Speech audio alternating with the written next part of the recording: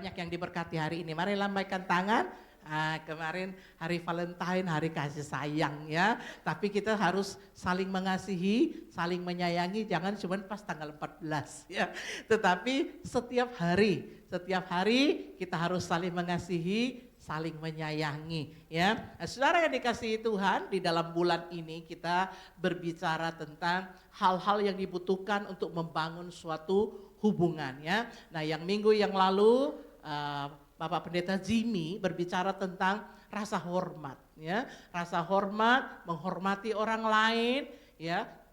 Seperti Tuhan melihat dia, maka kita menghormati orang lain ya Saudara. Nah, Saudara yang dikasihi Tuhan, minggu ini saya akan berbicara tentang kedewasaan di dalam perkataan. Bolehkah ditampilkan? Next ya. Di belakang layarnya kelihatan?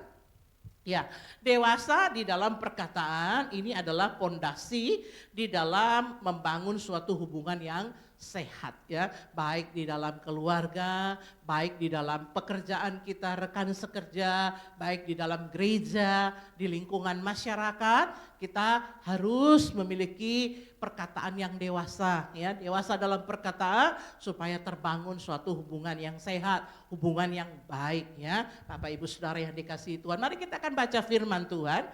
Kita akan baca next Yakobus 3 ayat 5, ini adalah dua penafsiran, ada dua tafsiran, dua penulisan ya.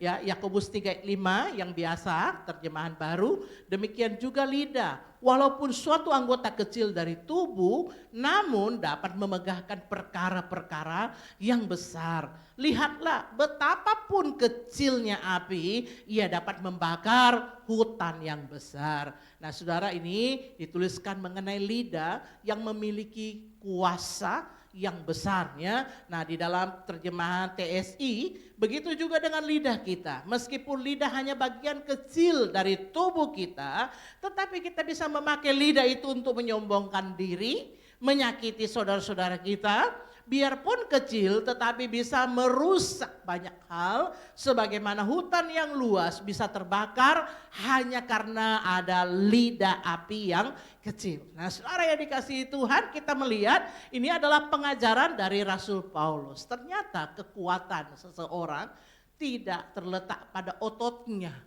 ya, tidak terletak pada apanya, pada dia rajin gym ya Saudara, tetapi kekuatan seseorang juga terletak di mana Saudara? Di lidahnya. Saudara, lidah itu digambarkan seperti satu bagian tubuh yang paling kecil dari semua anggota tubuh kita. Tetapi dikatakan kuasanya ya itu sangat dahsyat untuk melakukan suatu hal yang besar. Ya, sekalipun dia kecil, dia digambarkan dengan baik, dia seperti api Saudara ya. Kalau terjadi satu kebakaran itu biasanya tidak langsung dengan api yang besar. Biasanya dimulai dengan percikan-percikan api, misalnya koslet atau apa Saudara, maka terjadilah api yang besar. Tetapi api yang kecil ini Saudara bisa menghanguskan hutan ya, yang begitu luas, bahkan tidak bisa dipadamkan. Begitu banyak orang-orang yang harus mengungsi, rumah-rumah terbakar karena apa? Ada sebuah api, lidah api kecil yang bisa membakar. Jadi di sini kita melihat ada kuasa yang besar dari setiap perkataan-perkataan kita. Itu sebabnya kita harus sangat-sangat dewasa di dalam menggunakan perkataan kita. Rasul Paulus mau kita menjadi jemaat yang dewasa di dalam Tuhan ya. Rasul Paulus mau kita menjadi jemaat yang bisa diterima, bisa memiliki hubungan yang baik dengan orang-orang di sekitar kita. Nah kita lihat next gambar selanjutnya. Lidah, kalau saudara lihat ini lidah siapa nih ya? Ya, oh kalau ini pasti perempuan saudara ya, karena dia pakai lipstik. Ya, itu sangat kecil tapi potensinya luar biasa, menghancurkan atau sebaliknya membangun saudara ya. Nah saudara, pengaruhnya itu sangat besar dan kadang susah sekali untuk dikendalikan, tidak dapat dikendalikan. Yakobus 3:8 menuliskan, tetapi tidak seorang pun yang berkuasa menjinakkan lidah. Ia adalah satu yang buas, yang tak terkendali dan penuh racun yang mematikan. Dapat dibayangkan, lidah itu punya kekuatan yang besar untuk merusak dia seperti racun saudara ya. Kalau saudara minum dikasih tetes-tetes racun, dia seperti itu. Sekalipun sangat kecil, sangat sedikit, tapi dampaknya gitu saudara langsung membuat seseorang bisa langsung mati saudara ya. Kayak sianida itu ditaruh di gelas, tidak lama kemudian orangnya mati saudara. Lidah seperti itu. Nah saudara, itu sebabnya Rasul Paulus mengingatkan kita untuk hati-hati dengan lidah kita, hati-hati dengan perkataan kita. Saudara, saya kemarin waktu baca-baca ini, saya lihat-lihat lagi, saya pikir, ini ayat ini cocokkah buat semua gitu ya. Karena dari hasil survei ya, dari hasil survei itu katanya kalau yang namanya pria itu biasanya menghabiskan 9.000 ya perkataan setiap hari hasil surveinya. Tapi kalau yang namanya wanita, itu saudara bisa 15.000 sampai 25.000 kata. Saudara bisa bayangkan berapa kalinya itu yang wanita bicara saudara dibanding yang pria. Kalau yang pria 9.000 dari hasil survei, yang wanita 15.000 sampai 25.000. Wah luar biasa. Berapa itu? Kalau berapa kalinya? 9 kali berapa itu 3 kalinya gitu ya. Kalau yang 15.000 mungkin ibu-ibu muda kali ya. Kalau yang 25.000 itu kayaknya biasanya mertua-mertua kayak saya gitu saya, mertua-mertua. Maka saudara, betapa rawannya kita, betapa gampangnya kita untuk jatuh di dalam yang namanya kesalahan dengan lidah kita. Kesalahan yang kita perbuat. Tapi hati-hati saudara bahwa kesalahan itu sekalipun kecil, tapi dampaknya itu sangat luar biasa. Ada lagu bilang, memang lidah tak bertulang. Memang gak bisa, gak ada tulang-tulangnya. Tapi dikatakan di firman Tuhan, dia bisa mematahkan tulang. Betul, ada ayatnya. Dia gak ada tulangnya, tapi dia bisa mematahkan tulang orang, saudara ya. Jadi lidah itu punya kekuatan yang dahsyat, luar biasa. Nah bagaimana kita diajar oleh Rasul Paulus di dalam menggunakan perkataan kita, di dalam menggunakan lidah kita, supaya kita bisa membangun suatu hubungan yang baik, hubungan yang sehat di dalam kehidupan kita. Saudara, yang pertama kita lihat, perkataan itu adalah cerminan kedewasaan rohani kita. Ya, mari kita baca Yakobus 3 ayat 2, sebab kita semua bersalah dalam banyak hal. Barang siapa tidak bersalah dalam perkataannya, orang itu adalah orang yang sempurna, yang dapat mengendalikan seluruh tubuhnya. Dikatakan kuda itu ada kekangnya, dengan kekang bisa ditahan dia kemana-mana.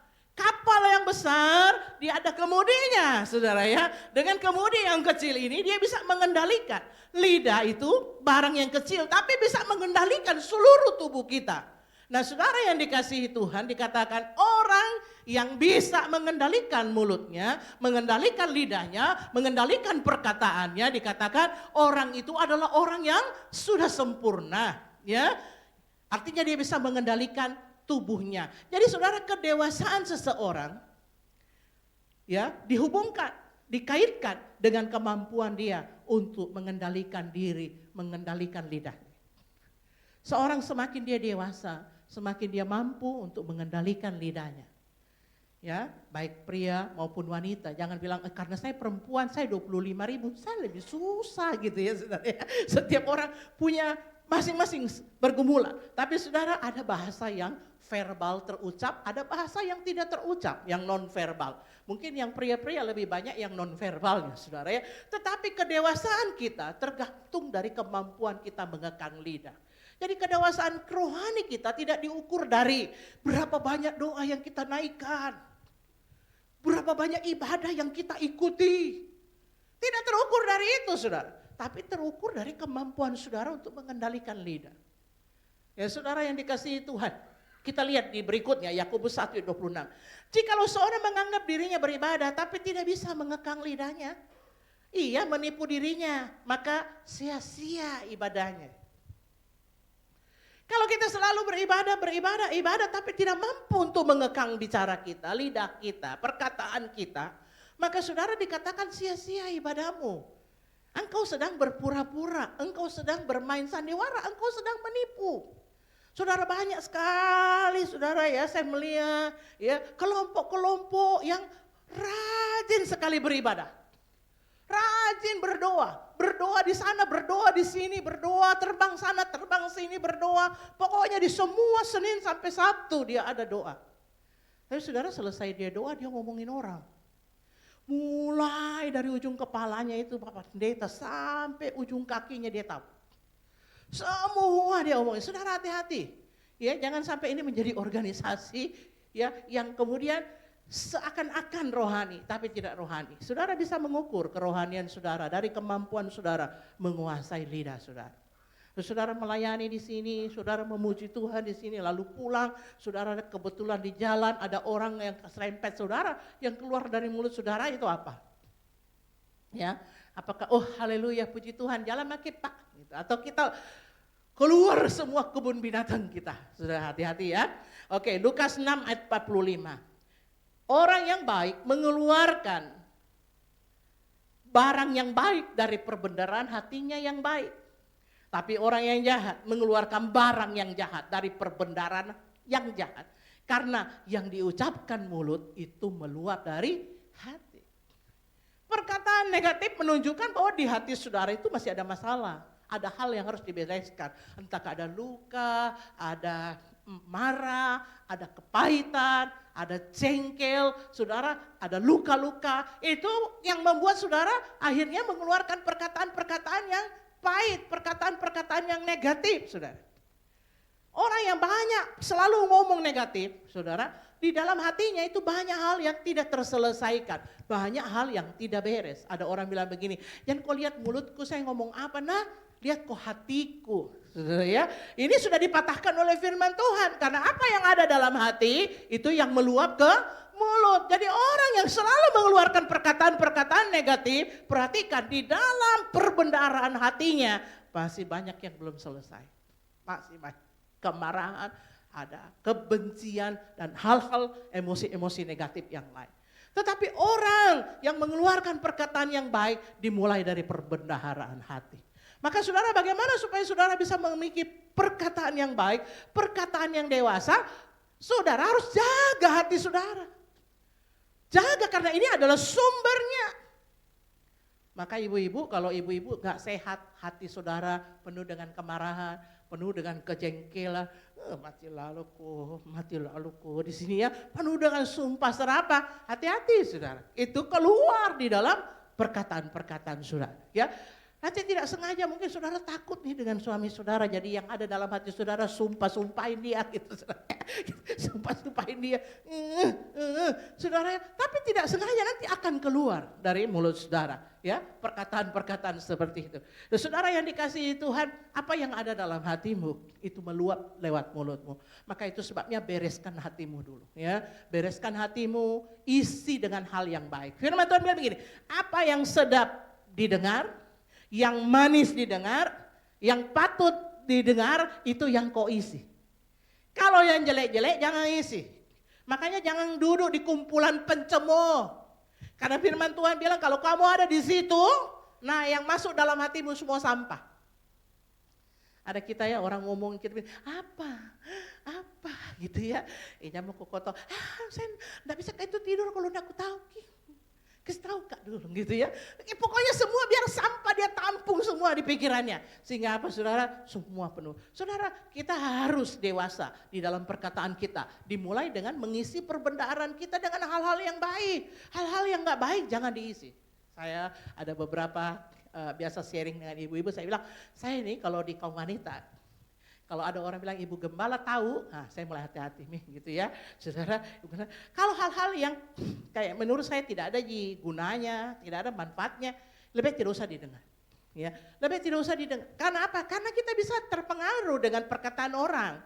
Ya, kalau dia cerita orang lain, kita lihat orang itu tuh kita bisa terpengaruh padahal belum tentu. Jadi hal-hal yang tidak bawa kebaikan, jangan isi perbendaharaanmu dengan hal-hal yang tidak baik. Supaya apa yang terpancar dari mulutmu itu berasal dari sesuatu yang baik dari dalam, saudara ya. Sesuatu yang baik dari dalam. Yang kedua, ya di samping perkataan itu adalah cerminan rohani kita. Kedewasaan kita di dalam rohani. Yang kedua, perkataan itu adalah sebagai, next gambar selanjutnya, pembangun atau perusak hubungan. Saudara, dia punya kekuatan, ya dikatakan janganlah ada perkataan kotor keluar dari mulutmu, tapi pakailah perkataan yang baik untuk apa? Membangun, bukan menjatuhkan. Bukan meruntuhkan di mana perlu. Supaya apa? Orang yang mendengar apa? Beroleh kasih karunia. Saudara, kalau saudara bicara, orang yang mendengar beroleh kasih karunia enggak? Terbangun enggak? Atau ketika saudara bicara, orang tidak mendapatkan kasih karunia. Orang tidak terbangun dari perkataan saudara. Saudara, banyak sekali kita lupa bahwa kekuatan itu ada dua. Bisa membangun, bisa meruntuhkan. Kekuatan yang kita pegang itu dua. Bisa membangun, bisa meruntuhkan. Sebaliknya meruntuhkan. Maka kalau kita selalu ngomong perkataan kotor, kata-kata yang kasar, kata-kata celaan, kata-kata fitnah, gosip, kata-kata janji-janji palsu, atau komentar-komentar yang tidak pada tempatnya, komentar-komentar yang tidak perlu, maka perhatikan itu adalah perkataan kotor yang membuat orang lain tidak damai sejahtera. Kenapa nih kalau kita ada di situ enggak enak banget deh pokoknya. Kayak gerah gitu ada di situ. Saya pernah ada di satu gereja. Gereja ini adalah perpecahan dari gereja lain. Ya. Jadi gereja kadang ribut pindah gitu ya. Lalu saudara tiap minggu ngundang pengkhotbah yang ngomongin gereja yang ono. Jadi kami ini suami istri duduk karena kami baru juga memutuskan untuk keluar dari satu gereja untuk membuat perintisan yang baru karena belum, jadi kami ada di situ. Tiap minggu ngetawain gereja lain. Semua pakai tepuk tangan lagi gitu ya. Hamba Tuhan yang di mimbar juga ngomongin gereja lain. Betul itu tidak baik, betul itu. Tapi saudara, kita ke gereja hari Minggu cuma mau dengar orang ngomongin orang lain gitu kan. Akhirnya kita nggak bertumbuh dong. Akhirnya saya pikir, Pak Tom mari kita pamit gitu ya. Mari kita pamit baik-baik. Betul orang lain salah tapi nggak perlu kita dengar untuk diomongin terus tiap hari. Karena itu akan mempengaruhi kehidupan kita saudara ya. Mempengaruhi kehidupan kita. Perkataan kotor, yang cela, yang fitnah. Jangan sampai keluar dari mulut kita ya. Tetapi pergunakanlah perkataan yang baik. Kata yang baik itu apa? Kata-kata yang tulus. Pujian-pujian yang tulus. Dorongan-dorongan yang menguatkan, nasihat-nasihat yang bijaksana, permintaan maaf yang sungguh-sungguh, ucapan syukur kepada Tuhan. Ya saudara, itu semua adalah perkataan-perkataan baik yang harus keluar dari mulut saudara dan saya. Jangan saudara baru bangun pagi, saudara belum minum kopi, belum sarapan, saudara sudah ngedumel. Saudara sudah nyeracau, saudara sudah membagi semua kekhawatiran saudara dengan orang di rumah. Saudara, kekhawatiran itu menular loh. Ketika pagi-pagi kita bangun lalu berkata, bagaimana Mi besok? Hari ini bagaimana Mi? Nanti itu orang yang dengar yang bilang, bagaimana Mi? Yang sebelah lagi bilang, bagaimana Mi? Semua bagaimana Mi? Yang pagi-pagi harusnya harinya bagus menjadi mendung. Gara-gara kita mulai dengan bagaimana Mi? Bagaimana nih saudara? Kita membawa pengaruh yang baik dan orang yang mendengarnya beroleh kasih karunia enggak? Enggak. Ya, enggak. Dia tidak beroleh kasih karunia. Perkataan yang baik justru saudara tidak ada yang keluar justru yang menjatuhkan, yang keluar justru yang. Nah saudara, kalau saudara dan saya suka ngomong yang negatif, maka saudara akan punya teman yang sama dengan saudara. Kalau saudara duduk di kumpulan pencemooh, maka saudara dan saya sama-sama adalah pencemooh. Firman Tuhan bilang jangan ada di situ, jangan kumpul di situ. Ya, semua hal-hal yang negatif, semua hal-hal yang nggak benar, Firman Tuhan bilang jangan ada keluar dari mulutmu.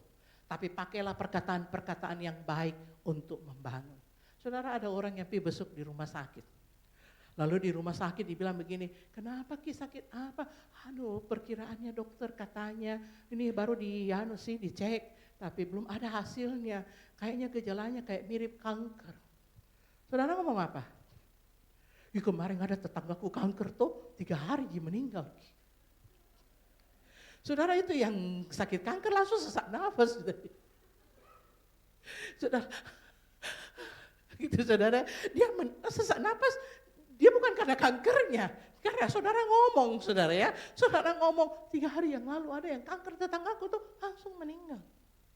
Atau saudara datang dan bilang begini, kita berdoa ya Bu, diagnosanya belum keluar. Apapun kata manusia, Tuhan mampu untuk melakukan hal yang baik. Amin saudara. Dia jadi bangkit. Tapi kalau saudara dan saya ngomong yang negatif, ya saudara kalau bilang ini Amsal. Ya, Kekhawatiran itu membungkukkan orang, tapi perkataan yang baik itu menggembirakan. Saudara. Jadi kalau saudara dan saya, saudara bawa kekhawatiran saudara, itu membuat orang lain tambah bungkuk. Pagi-pagi suami saudara sudah kasih tahu, Pak, jangan kau lupa Pak, ini banyak sekali kebutuhan sampai akhir bulan. Kau tahu ini semua mahal, ayam saja naik kemarin itu apa ini. Saudara suami yang mau berangkat kerja, yang hatinya bagus tadi pagi langsung bungkuk. Anak-anak juga mau pergi sekolah, yang harinya bagus-bagus pagi-pagi langsung bungkuk. Saudara ya, jadi banyak hal yang membuat kita seringkali tidak membangun tapi justru meruntuhkan, hari-hari meruntuh. Saudara, perkataan kita bukan perkataan yang membangun tapi meruntuhkan. Saudara tahukah saudara bahwa saya dulu juga salah satu pelakunya. Suami saya kemarin itu di dalam Valentine, kemarin acara Valentine kami ada games, sekalipun cuma sedikit yang hadir loh. Saya juga sedih-sedih. Saya tidak umumkan bilang saya ulang tahun karena nanti ini, tapi yang hadir banyak-banyak kayak gitu suami istri, ini penting gitu ya. Saudara games, tapi sekalipun cuma sedikit tuh lucu-lucu gamesnya, saudara ya. Nah begitu terakhir kami dikasih tulisan, ya apa yang kamu harapkan dari suamimu, apa yang terakhir kamu banggakan dari dia, apa yang terus saya baca punyanya Pak Tom dikasih ke saya, apa yang dia harapkan. Dia harapkan saya begini-begini, terakhir dia bilang supaya tidak terlalu banyak ngomong. Saya bilang dalam hatiku, Tuhan besok saya mau bicara ini di mimbar, di masa perkataan, dia tulis supaya tidak terlalu banyak ngomong. Terus saudara ampunkanlah saya memang komentator saudara ya, tapi saudara saya banyak bertobat kok sekarang. Saudara. Tapi dulu saya cerita.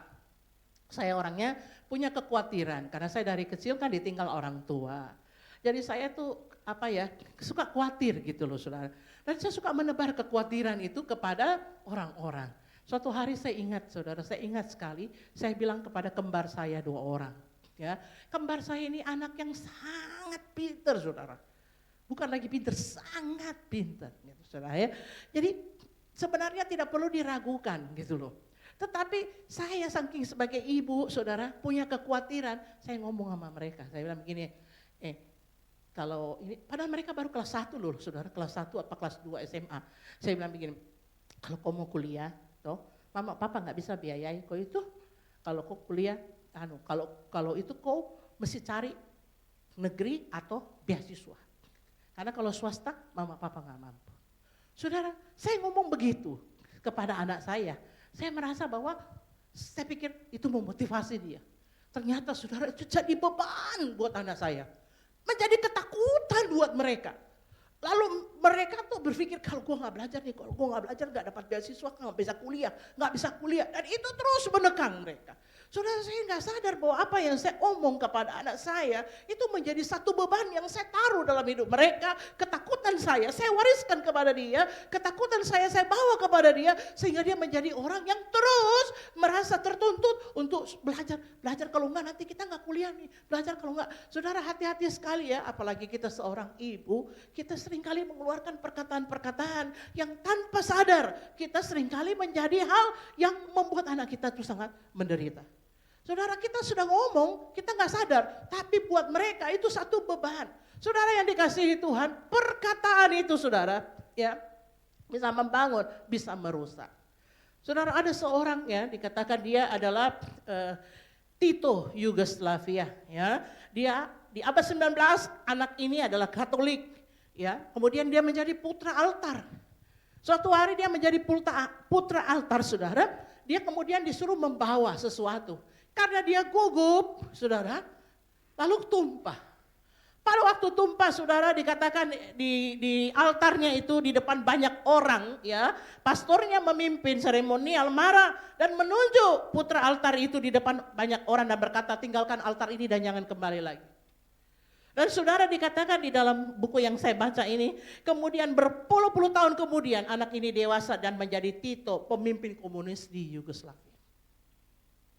Dari perkataan itu saudara melukai. Saudara tahu Hitler, dia membunuh orang Yahudi begitu banyak. Dimulai dari apa? dari seorang ayah Yahudi yang selalu mengata-ngatai dia.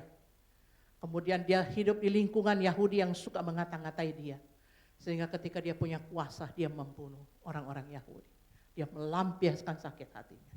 Saudara, perkataan itu bisa sangat merusak seseorang. Merusak kepribadian seseorang. Kita gak sadar saudara, tapi kita merusak hidup orang dengan perkataan. Sebaliknya saudara, ada orang-orang yang dibangun dengan perkataan. Ada namanya uskup agung. Ya, Fulton Sheen namanya. Di abad ke-19 juga sama, dia juga putra altar. Suatu hari dia membawa juga ya. Lalu kemudian karena gugup juga tumpah. Dan pada waktu tumpah pasturnya bilang begini, enggak apa-apa, wajar, kamu kan baru. Ayo lain kali coba lagi dan lebih baik. Dan berpuluh-puluh tahun kemudian Sang Putra Altar itu dipilih menjadi uskup agung di katedral besar dengan nama Uskup Agung Fulton Sheen.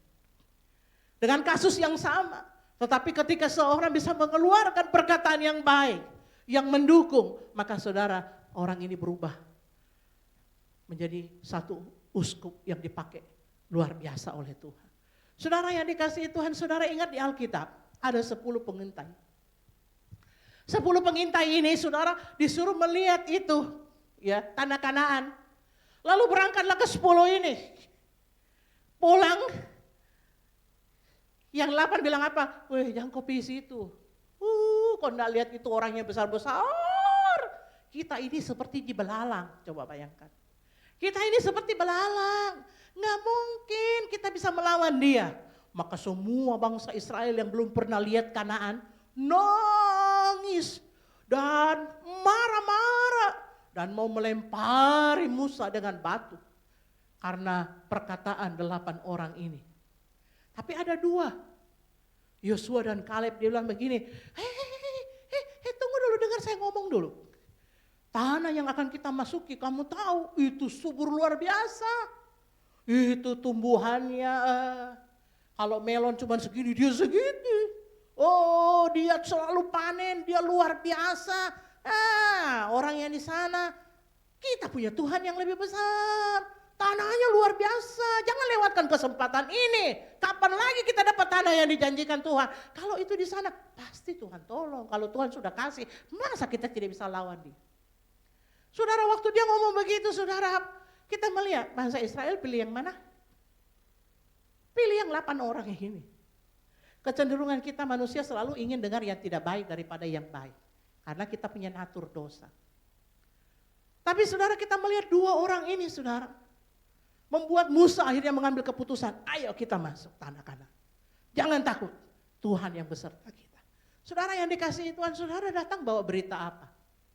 Omongan saudara itu membangun atau meruntuhkan? Omongan saudara itu membawa dampak yang baik atau justru tidak baik dalam keluarga saudara? Hati-hati saudara, pergunakan bicara saudara dengan baik, ya. Gunakan kata-kata saudara dengan bijaksana. Jangan sampai saudara dengan perkataan saudara, justru saudara yang lidah saudara yang tidak bertulang mematahkan tulang-tulang suami saudara, mematahkan tulang-tulang anak-anak saudara karena dari lidahmu yang tak bertulang, ya. Saudara perhatikan baik-baik. Next, gambar selanjutnya. Perkataan yang ketiga adalah benih yang kita taburkan dalam hidup orang lain.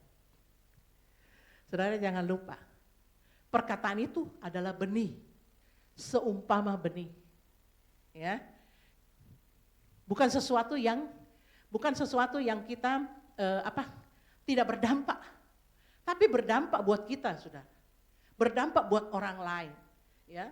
Amsal 18 ayat 21, hidup dan mati dikuasai lidah, siapa yang suka menggemakannya akan memakan buahnya. Di dalam pembacaan yang lain dikatakan Amsal 12, setiap orang dikenyangkan dengan kebaikan oleh karena perkataan mulutnya.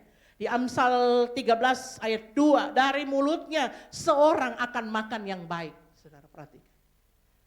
Jadi dikatakan dari mulutnya.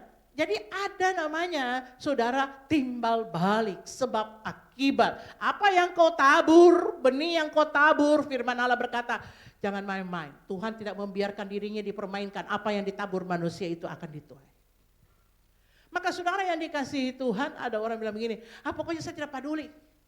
Pokoknya saya sudah keluarkan semua. Saya lega. Saudara lega, tapi orang lain kemasukan. Orang lain kepahitan, saudara ya. Jadi hati-hati dengan saudara yang lega sendiri, tapi orang lain jadi kerasukan karena perkataan saudara. Saudara tumpahkan semua isi hati saudara. Saudara bilang, yang penting saya lega. Ya betul saudara lega, tapi saudara orang yang kena sampah saudara itu kerasukan saudara ya. Jadi hati-hati dan itu suatu waktu akan berbuah. Yang dituai pasti lebih besar daripada apa yang kau tabur. Kalau kau tanam biji mangga, maka yang tumbuh bukan, kalau kau tanam 3 biji mangga, bukan yang tumbuh bukan 3. Bisa jadi 30, bisa jadi 300. Kenapa? Karena dia akan terus berbuah dan melipat ganda. Dan melipat ganda, dan melipat ganda. Saudara, apa yang kau tabur hari ini hanya hal-hal sepele. Tapi itu berbuah, berlipat kali ganda, berlipat kali ganda, berlipat kali ganda dalam kehidupan saudara. Berlipat kali ganda dalam kehidupan. Saya kalau cerita saudara, banyak hal yang saya sesali dalam hidup saya. Banyak hal yang saya sesali dalam hidup saya. Tapi saudara tidak bisa saya tarik lagi. Yang bisa saya lakukan adalah bagaimana saya bisa memperbaiki. Dengan satu iman saya, tidak ada kata terlambat buat Tuhan. Tapi saudara, apa yang kita tabur tidak bisa kita tarik. Ya, perkataan yang ditabur susah ditarik, karena apa? Biasa ada bekasnya. Ada seorang ibu, dia datang sama pendeta, dia bilang begini, Pak Pendeta maafkan saya ya Pak Pendeta. Saya tuh sudah menyebarkan gosip Pak Pendeta. Dan ternyata saya baru tahu itu gak benar Pak Pendeta. Bagaimana caranya saya untuk bisa memperbaikinya Pak Pendeta? Lalu Pak Pendeta bilang begini Bu, besok kita datang ke sini bawa bulu ayam. Bulu ayam kemoceng gitu, dia bilang, baik Pak Pendeta. Ketika besok dia datang, lalu Pak Pendeta bilang begini, Bu coba kita di tempat di mana kemarin kita ngomongin itu gosipta, kita cabut itu bulu ayam di situ, lempar di sana. Lalu dia mulai ke pasar, dia pasang itu bulu ayam, tukang sayur, tukang daging. Dia sampai bulu-bulunya rontok semua itu bulu ayam. Dia pokoknya hampir di setiap sudut pasar ya, dia rontok semua. Lalu kemudian dia datang, sudah ya Pak Pendeta, apa yang harus saya lakukan lagi? Pak Pendeta bilang, besok Ibu tolong ya, kumpulkan semua itu bulu ayamnya ya. Silahkan dikumpul bulu ayamnya dan bawa ke saya. Besok dia pagi-pagi di pasar saudara, dia cari itu bulu ayam kemarin. Akhirnya cuma dapat segini saudara, dia bawa sama Bapak Pendeta dan bilang begini, Pak Pendeta maaf itu bulu ayamnya enggak tahu hilang di mana Mi, cuma 10 lembar di Pak Pendeta. Pak Pendeta bilang begitu Mi dengan perkataan. Apa yang sudah kau lempar ya, apa yang sudah kau katakan, kau enggak bisa tarik ulang. Semua yang sudah kau omong, kau enggak bisa tarik ulang. Maka perhatikan baik-baik sebelum kau berkata, berpikir. Apakah ini perkataan layak? Saudara, orang di media sosial ya baru nyebar hoak. Hoaknya lagi, aduh minta ampun. Nggak benar punya gitu ya. Wah kita cepat sekali sebar. Ini takut ini saudara, tangan kita tuh nomor 1 saudara. Terus mau ditarik bagaimana kalau itu berita bohong? Itu berita bohong bagaimana saudara, kalau kita mau tarik, nggak bisa kita tarik, kita sudah ikut memberitakan yang enggak. Saya kemarin kaget sekali, saya kasih lihat Pak Tom, Pak lihat ini Pak itu ada bapak-bapak, dia pakai AI, terus dia ganti-ganti wajahnya menjadi Ustadz Jafar, sebentar dia ganti jadi Philip Mantova, sebentar dia ganti jadi Marcel, dia bilang transferlah ke rekening ini kalau kamu mau masuk surga, dengan pakai AI. Dia bilang hati-hati dengan penipuan, coba bayangkan. Saudara, kalau saudara begitu lugu, saudara lihat itu, saudara lihat wajahnya Pendeta Marcel, saudara lihat Pak Philip Mantova, lalu saudara bilang begini, kemarin Philip Mantova tuh dia suruh orang transfer, kok tahu dia itu pendeta sesat, saudara. Padahal AI, kita dikasih tahu, kita sudah belum kebenarannya, kita sudah 1, 2 nih yang tahu, coba kau tarik lagi, bisa kau tarik tidak? Tidak ada bisa ditarik. Bahkan kita sebagai seorang ibu, sebagai seorang ayah, ketika kita sudah melontarkan, saudara, kita susah untuk tarik lagi. Susah untuk tarik lagi. Banyak saudara, yang kalau diputar waktu, kalau disuruh ulang, Saya mau memilih untuk tidak mengatakan itu kepada anak saya. Saya mau memilih untuk tidak mengatakan itu kepada suami saya. Tapi saudara, tidak bisa. Karena sudah terlontar, sudah menyakitkan. Maka bagaimana caranya ada saudara di saat ini, bagaimana menjaga kita punya hidup lebih baik dan berusaha memperbaikinya. Berusaha memperbaiki. Saudara, orang yang dewasa dalam perkataan, berhati-hati dalam berbicara, karena dikatakan setiap perkataan mengandung konsekuensi. Hati-hati saudara ya, khususnya ibu-ibu yang selalu mengasuh anak-anak, jangan selalu keluar kata-kata bodoh, kata-kata apa yang kau tabur bodoh hari ini satu akan berkembang jadi 10, 20, 30 dalam diri anakmu. Yang kau katakan hari ini cuma sekali, di kepalanya dia bodoh, bodoh, bodoh, berulang sampai 30-40 kali. Maka hati-hati saudara, apa yang kau katakan sekali di tempat yang gelap, iblis taruh berkali-kali di kepalanya. Dan saudara hati-hati dalam perkataan saudara. Jangan menjadi orang yang, karena satu waktu itu akan kembali. Dikatakan anak yang dibesarkan dengan celaan, selalu dicelah ketika dia besar. Dia adalah pencela nomor 1, dia adalah kritikus nomor 1, dia adalah orang yang gak beres. Saudara dengar khotbah Pak Jimmy kemarin. Saya sangat diberkati dengan omongan dia. Dia seorang pendeta yang baik, integritas baik. Di gereja, selalu di dalam rapat, dia paling vokal. Dan dia berkata, aku benar. Aku benar, apa yang aku omong benar kok, gak salah. Tapi saudara, apa yang dia bilang? Ya, yang diomongkan benar, tapi caranya salah dan melukai semua orang.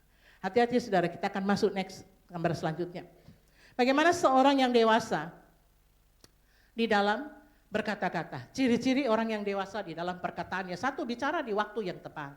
Ya, bicara di waktu yang tepat. Seorang bersuka cita karena jawaban yang diberikan. Dan alangkah baiknya perkataan yang tepat pada waktunya. Berkata-kata di waktu yang tepat. Perkataan yang tepat seperti apel emas di pinggang perak. Artinya apa? Apel emas itu bernilai, harus ditaruh di tempat yang bernilai, di pinggang perak. Perkataan yang baik harus ditaruh di wadah yang baik. Kalau perkataanmu nilainya tinggi, maka tempatnya juga nilainya tinggi. Tapi kalau perkataanmu sembarangan, maka engkau bicara tidak pada waktunya. Saudara, kalau orang berantem, bukan biasanya, ya, bukan karena materi berantemnya, tapi karena bicaranya tidak tepat, ya. Suami baru pulang, sudah macet. Tadi dimarahin bos di kantor, sampai di rumah, kita marah-marah. Kenapa kau terlambat pulang? Sudah jam berapa Mini? Kau udah tahu kah? Saudara, itu suami sudah dari tadi macet, sudah dari tadi kehujanan, pas sampai di pintu ada nyanyian. Saudara, itu dia bisa yang kesabarannya, yang tadinya sabar, bisa kehilangan sampai naik tanduk. Saudara hati-hati ya. Hal yang diperlukan saat berkata-kata itu hikmat. Tahu gak dia lagi capek, ambilin dulu dia minum. Tanyakan kenapa dia pulang terlambat. Dan kuasai diri, jangan semua apa yang mau diomong. Ada 3 ciri wanita, Jamil laki-laki deh, banyak wanita nih ini hari. 1, wanita yang berpikir dulu baru ngomong. Saya kenapa suka wanita, karena memang saya sering bawa sharing wanita. Berpikir dulu baru ngomong. Yang kedua, wanita yang ngomong dulu baru berpikir.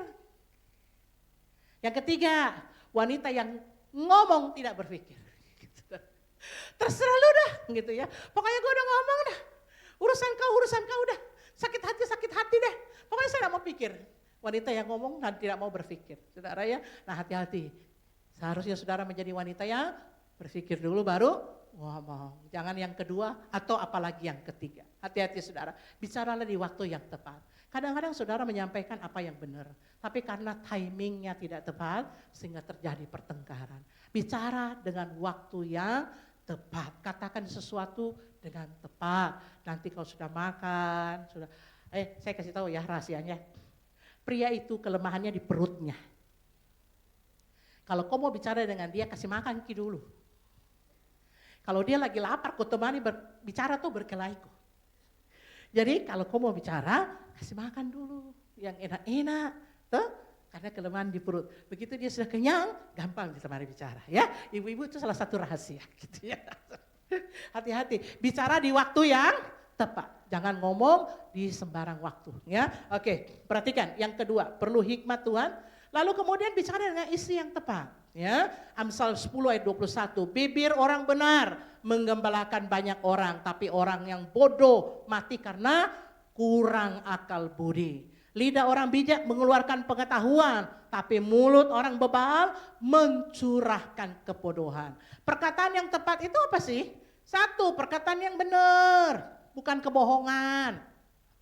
Ngomong yang benar, ya, ngomong yang benar. Yang kedua, perkataan yang membangun, jangan yang meruntuhkan.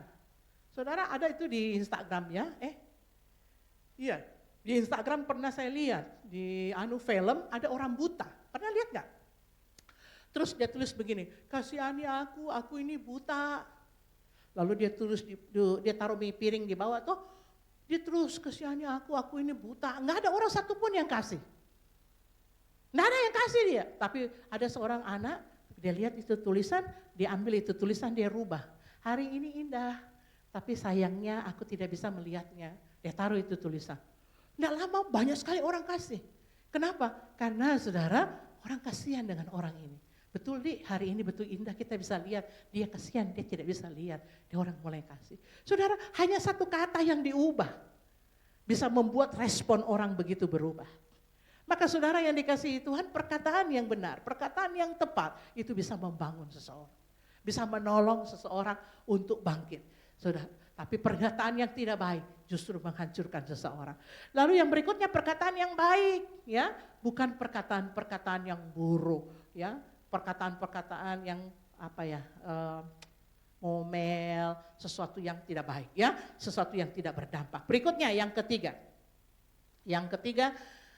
di samping berbicara dengan isi yang tepat, ya, perkataan-perkataan yang tepat, yang ketiga berbicara, ya, dengan cara yang tepat. Nah, yang tadi saya bilang tadi Pastor Jimmy tadi, betul isinya, tapi kalau caranya nggak tepat juga salah.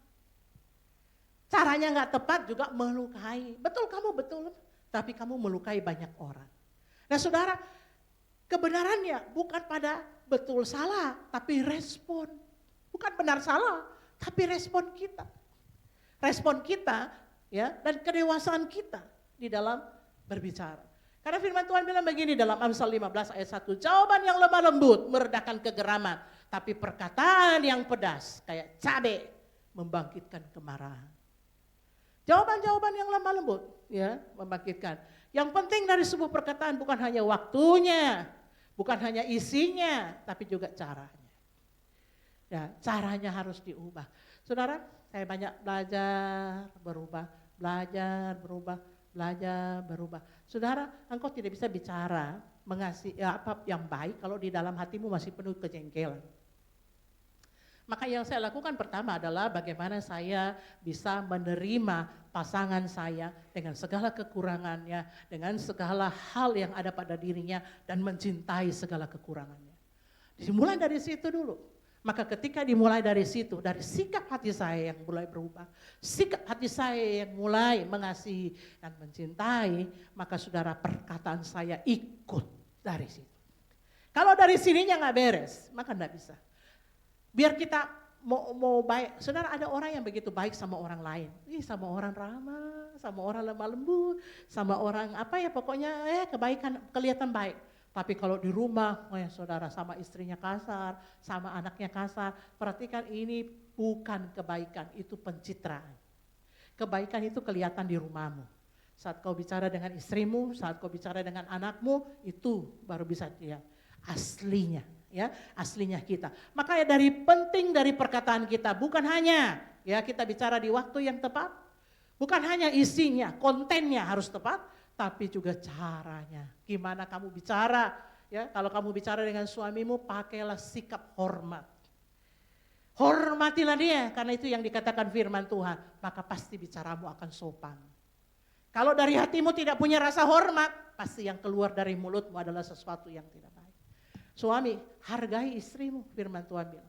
Kalau dari hatimu engkau tidak menghargai, siapa tonji pendidikannya apa, bikin susah saja tiap hari. Kalau bukan saya kasih uang, maka cara kamu ngomong ke dia itu tidak menghargai.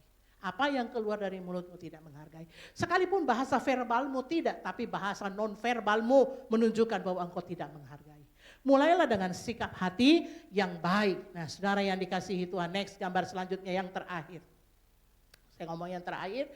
1 Petrus 3 ayat 10, siapa yang mau mencintai hidup dan mau melihat hari-hari yang baik, ia harus menjaga lidahnya terhadap yang jahat dan bibirnya terhadap ucapan-ucapan yang menipu. Siapa yang mau mencintai hidup? Siapa yang mau punya anak-anak yang baik? Mau punya istri yang baik? Mau punya suami yang baik? Mau punya hubungan relasi yang baik? Mau punya keluarga yang baik? Pertemanan yang baik? Maka saudara harus menjaga lidahmu dari yang jahat dan bibirmu dari ucapan-ucapan yang jahat. Nah, Mazmur 141 ayat 3 berkata, awasilah mulutku. Sebab siapakah kita ini yang 25.000 kata? Baru kita mau kalau saya sendiri, saya plester gini, saya plat banget gitu, tidak bicara, saudara tetap bisa jatuh. Kalau saya punya kekuatan, maka yang perlu kita lakukan adalah berdoa.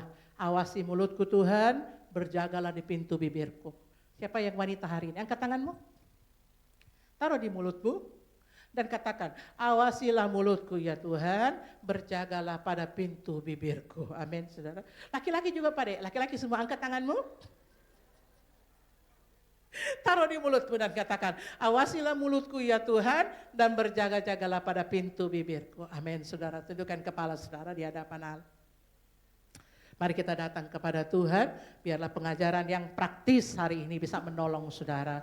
Jangan sampai banyak hal yang saudara akan sesali, saudara ya. Di dalam hidup saudara, apalagi sebagai orang tua, ayah, ibu, mertua, nenek, semua kita yang memegang peranan anak-anak, mari kita berjaga-jaga ya dengan bibir kita, mari kita terus berawas-awas karena itu adalah tanda dari kedewasaan iman kita, kedewasaan rohani kita.